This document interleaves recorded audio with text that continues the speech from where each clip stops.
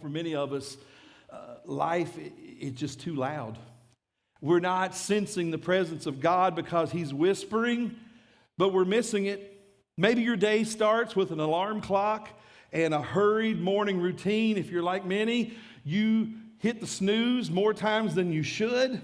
And then you get up, and it's got to be a frantic pace from that point forward. And we get off to work, and there are responsibilities from the time we walk in the door, and it all happens fast. And then when we get home, the responsibilities just change. There's cooking, there's laundry, there's kids' practices and activities to get them to. There's homework, there's bills to be paid. And then when we finally get a chance to collapse and sit in the chair at the end of the day, we just want to do something mindless. And so we get the phone and we scroll for a little bit to collect our thoughts, and then we go to bed and we do it again the next day. Does that sound familiar to anybody?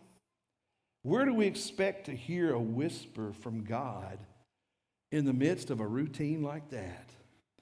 Many of us need to discover the discipline of solitude.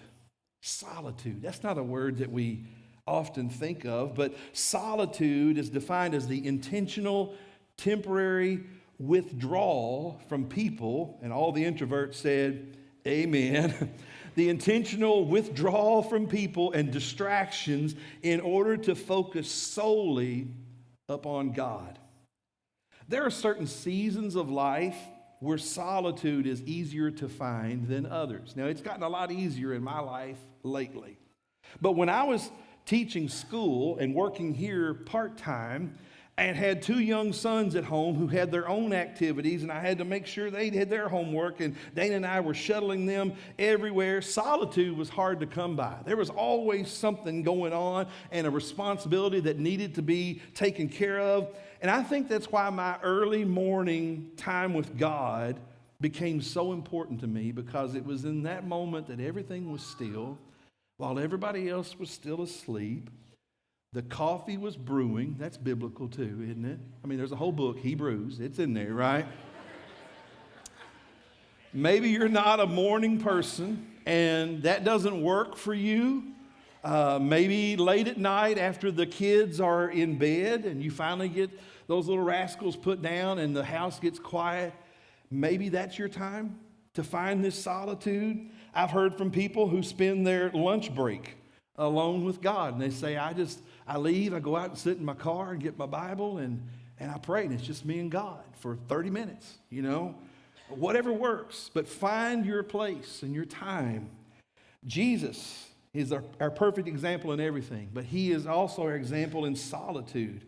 Jesus was often swarmed by people when He would enter into a town, and people were wanting something from Him all the time, but He saw that it was important to have times where He was unavailable.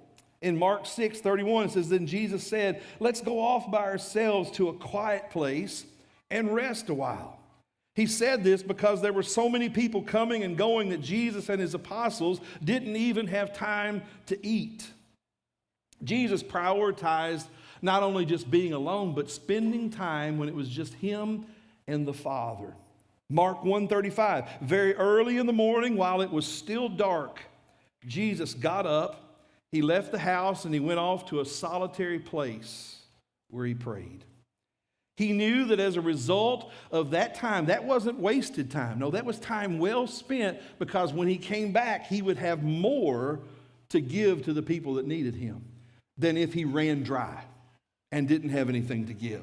Jesus taught His disciples to prioritize solitude with God. In Matthew 6, verse 6, Jesus said, but when you pray, go away by yourself, shut the door behind you, and pray to your Father in private. And then your Father, who sees everything, will reward you. Now, I place my quiet time with God. It's on my daily to-do list. I'm a list guy, but it's the first thing on the list every day. Block it out. Plan around it. You can get to the other things later, but that time equips you to have more to give later.